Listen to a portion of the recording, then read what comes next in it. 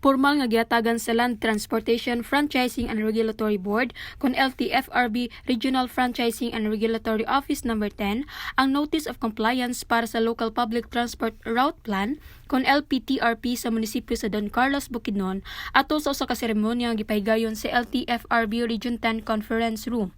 Personal nga gidawat ni Municipal Mayor Victoria Pizarro uban sa mga miyembro sa Municipal Technical Working Group ang Notice of Compliance nga nagpasabot sa malampusong pagsunod sa munisipyo sa mga kinahanglanon para sa pag-andam sa LPTRP niini.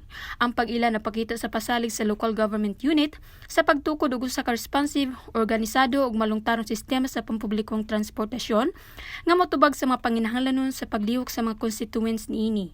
Ang pag-aproba sa usa ka LPTRP usa ka hinungdanon nga milestone sa pagpaligon sa lokal nga pagdumala sa transportasyon tungod kay kini nagsilbing pundasyon alang sa rasyonalisado nga mga ruta sa pampublikong transportasyon, gipauswag nga accessibility, gipauswag nga kasayon sa mga commuter ug ang hapsay nga pagpatuman sa public transport modernization program sa lokalidad.